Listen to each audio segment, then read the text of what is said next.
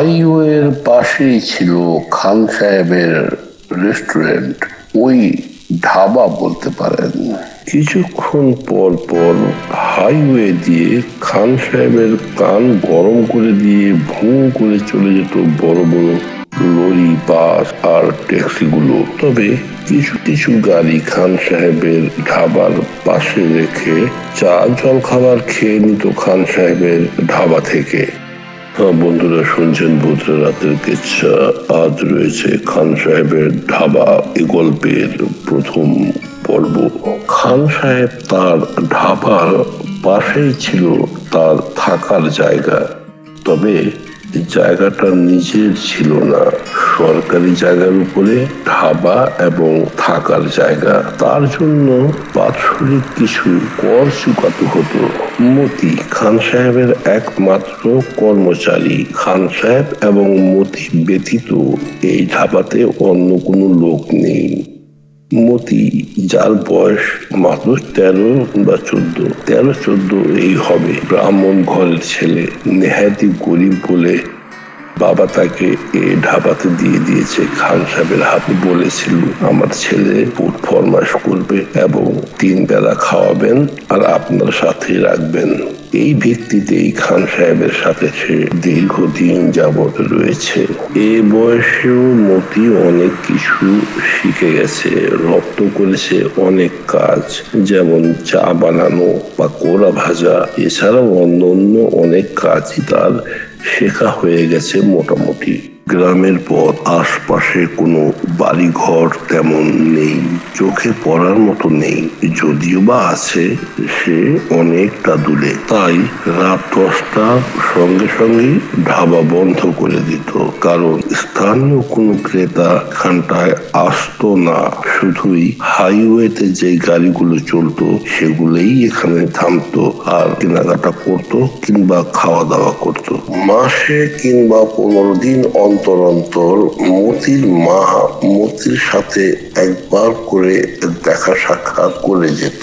তবে মতির বাবাও আসতো মাঝে মাঝে। খান সাহেব 5 ওয়াক্ত নামাজ পড়তো, তবে খাওয়া দাওয়ার ক্ষেত্রে মতির সাথে একসাথেই নিরামিষ খেত 3 বেলাতেই। ধাবার আসবাবপত্র বলতে ওই খালি জায়গায় 4 কোনায় 4টি খাটিয়া আর খান কয়েক পুরাতন ধাঁচের চেয়ার, সাথে টেবিলও আছে। কম পয়সায় ভরপেট খাবার পাওয়া যায়। এ কারণে খান সাহেবের ধাবাতে ড্রাইভার এবং খালাসিদের ভিড় লেগেই থাকতো।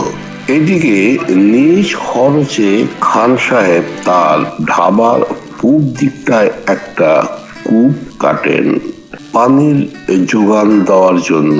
আশপাশটায় কোথাও কোনো পুকুর বা জলাশয় নেই বা নলকূপও নেই যেখান থেকে খান সাহেব পানি সংগ্রহ করবেন, বিধায় ওখানটাতেই একটি কূপের ব্যবস্থা করেছেন।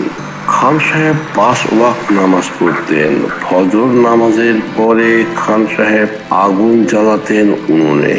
ছেলেটাকে পাঠাতেন, ওই ছোট ছেলেটাকে পাঠাতেন ইন্দ্রা থেকে, মানে কূপ থেকে পানি সংগ্রহ করার জন্য। পানিটা ঢেকে রাখতেন খুব যত্ন সহকারে, যেহেতু খাবারের সময় সেই পানি ব্যবহার করা হতো। এমনিতে দিনকাল বেশ চলে যাচ্ছিল খান সাহেবের ও খান সাহেবের অ্যাসিস্ট্যান্ট অর্থাৎ ব্রাহ্মণ ছেলেটির। তবে মুসলমানের সাথে এক জায়গায় থেকে ব্যবসা বাণিজ্য করা আর কাজকর্ম করা, সেটা ব্রাহ্মণ ছেলেটির কোনো অসুবিধার কারণ হচ্ছিল না। বরঞ্চ দুইজনাই মিলেমিশে দোকান চালাচ্ছিলেন, বেশ আয়েসেই ছিলেন। খেয়ে পরে 2-4 পয়সা রাখতেও পারতেন। খান সাহেবও খুশি আর তার ছেলেটিও খুশি। বহিরাগত লোকজন বা তাদের কাস্টমার যারা আসতেন খেতে, তো খান সাহেবের এখানে খাওয়া দাওয়ার পরে একটু বিশ্রামের ব্যবস্থাও ছিল। খাটিয়া পাতা ছিল, খেয়ে দিয়ে একটু বিশ্রাম করতেন। কারো বোঝার সাধ্য ছিল না কে হিন্দু আর কে মুসলিম। পরস্পরের সাথে একেবারে মিলেমিশে একাকার। ওই বলছিলাম খান সাহেব আর ছেলেটার কথা যে খান সাহেবের সাথে রয়েছে। হঠাৎ একদিন দোকান বন্ধ করে রাত 10টার পর বলতে পারেন ভেতরে চলে গেলেন, অর্থাৎ ভেতরে তাদের থাকার জায়গা। সেখানটায় গিয়ে খাবার টাবার সেরে ঘুমিয়ে পড়লেন দুজনেই। খান সাহেব ঘুমানোর আগে নামাজ আদায় করতেন, তাতে ব্রাহ্মণ ছেলেদের কোনো অসুবিধা হতো না। দুজন দুপ্রান্তে ঘুমিয়ে থাকতেন এবং ছেলেটি ঘুমাতেন জানালার ধারে। খান সাহেব ইচ্ছা করেই সেখানটায় তাকে দিয়েছিল, কারণ ছেলে মানুষ গরমের সময় একটু জানালা দিয়ে বাতাস আসবে। ছেলেটি লক্ষ্য করলো কুয়ো থেকে যেন কেউ পানি তুলছে। অনেকক্ষণ চেয়ে রইল, লক্ষ্য করার চেষ্টা করলো স্ত্রী লোক না পুরুষ লোক। এক সময় ছেলেটি খান সাহেবকে ডেকে তুললো, বলল ইন্দিরা থেকে যেন কেউ পানি তুলছে। পানি নিচ্ছে সেটা বড় কথা না, বড় কথা হলো পানি তোলার মতো এই তল্লাটে মাইল 5 মধ্যে কোনো ঘর বাড়ি জনমানব কেউ নেই। তো এত রাতে, অর্থাৎ মাঝরাতে কে বা আসবে এখানে ইন্দিরা থেকে জল তুলতে? খানবাবু দেখো তো ইন্দিরা থেকে জল কে তুলছে। এবার খান সাহেব বললেন, ও কিছু না, তুই ঘুমো, এখানে জল তুলবে বা কে? জল তোলার কি কোনো মানুষ আছে? ঘুমো। সে রাতটা খান সাহেব এবং মতি ঘুমিয়ে কাটালো, কারণ খুব সকালে উঠতে হবে, ঢের কাজ করতে হবে সকালবেলা। অনেক হইচই, খদ্দের খুব একটা কম না।